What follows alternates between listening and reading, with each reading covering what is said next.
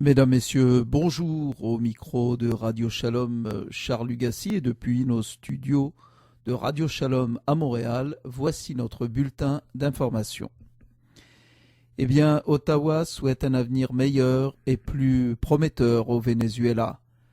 Le Premier ministre canadien, M. Stephen Harper, a déclaré que le décès du président Hugo Chavez ouvre une période de transition qui doit permettre aux Vénézuéliens d'accéder à un avenir meilleur et plus prometteur.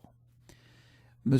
Harper a déclaré dans un communiqué qu'il aimerait transmettre ses condoléances à la population vénézuélienne à la suite du décès du président Chavez.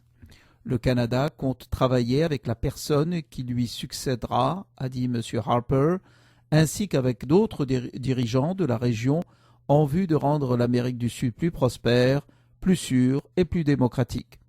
En cette période de transition, a poursuivi M. Harper, j'espère que la population du Venezuela sera maintenant en mesure de se créer un avenir meilleur et plus prometteur selon les principes de liberté, de démocratie, de primauté du droit et du respect des droits de la personne, a souligné le Premier ministre canadien. Réaction donc au décès du dictateur vénézuélien, le chef de l'opposition au Parlement vénézuélien, M. Enrique Capriles, lui-même de confession juive et qui a été défait par Hugo Chavez lors des dernières élections, a appelé la population du Venezuela à demeurer unie. M. Capriles a offert ses condoléances à la famille d'Hugo Chavez. Dans ces moments difficiles, a dit M. Capriles, nous nous devons de démontrer notre profond attachement à notre patrie, le Venezuela. Nous faisons appel à la solidarité de tous les Vénézuéliens, a encore dit le leader de l'opposition, qui est lui-même d'origine juive. Par ailleurs, la communauté marocaine de confession juive à Caracas a salué hautement les efforts du roi du Maroc pour la promotion de la coexistence entre les religions. Ces félicitations ont été faites par M. Elimeloul Ben Toulila, l'une des figures emblématiques de la communauté juive marocaine de Caracas, à l'occasion de l'inauguration de la synagogue Slat el-Fassiyin à Fès le 13 février dernier. Le consul honoraire du Maroc à Caracas, qui a vécu une bonne partie de sa jeunesse à Tétouan dans les années 60, a en outre considéré que l'inauguration de la synagogue Slat el-Fassiyin était un exemple qui transmettait au monde entier le vrai sens de la tolérance et de la cohabitation ayant de tout temps prévalu entre les composantes du peuple marocain. Sur le même registre, le président du musée séfarade à Caracas, M. Abraham Boutboul, a souligné que la communauté marocaine de confession juive dans cette ville se félicite des efforts fournis par le roi et son gouvernement pour la préservation du patrimoine religieux juif au Maroc, notant que cela constitue une source de bonheur et de joie réelle pour tous ceux ayant passé de longues années sur la terre accueillante du Maroc.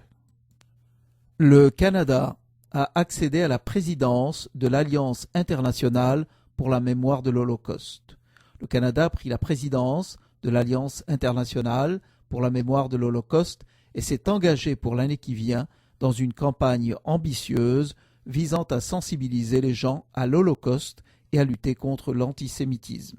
Le ministre de la Citoyenneté et de l'Immigration, M. Jason Kenney, ainsi que l'actuel président de l'Alliance, M. Mario Silva, ont assisté à une cérémonie à Berlin au cours de laquelle la Belgique a cédé la présidence à l'Alliance au Canada.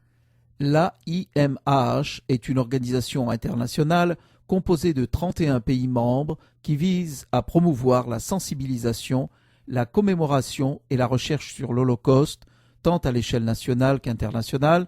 Cette organisation a été établie en 1998 et le Canada en est devenu membre à part entière en 2009.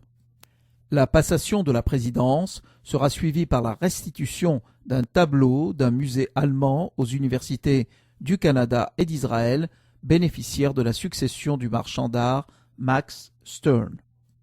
Par ailleurs, le ministre Kenney s'est rendu à Babin Yar, où il a déposé une couronne de fleurs à l'endroit où plus de 33 000 juifs ont été tués en 1941 lors du premier massacre de masse de l'Holocauste et où plus de 100 000 autres Ukrainiens victimes de la terreur des nazis ont éventuellement péri. Il a prononcé une allocution devant un groupe de chefs politiques, religieux et de la société civile éminents de l'Ukraine lors d'un forum organisé par le programme de rencontre entre Ukrainiens et Juifs, une initiative appuyée par CIC. Bakivnia, Babiniar et le monument de Holodomor symbolisent tous, tristement, le fait que l'Ukraine, au XXe siècle, était au cœur d'actes de violence totalitaire inconcevables, a indiqué le ministre Kenney. En tant que champion de la dignité humaine, le Canada a une responsabilité toute spéciale pour ce qui est de perpétuer le souvenir de ces crimes, ainsi que les victimes, afin donc, dis-je, que les victimes ne tombent jamais dans l'oubli.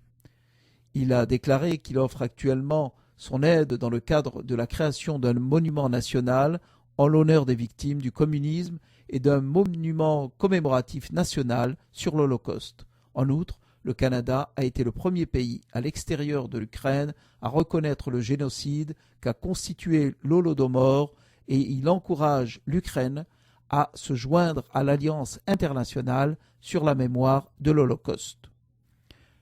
Plus tard, le ministre a annoncé lors d'une conférence de presse à Kiev, en Ukraine, qu'un nombre record de visas de visiteurs, soit 9000, et de permis d'études, soit 787, avaient été délivrés en 2012, confirmant ainsi le fait que le Canada est une destination de choix pour les visiteurs et étudiants en provenance de l'Ukraine.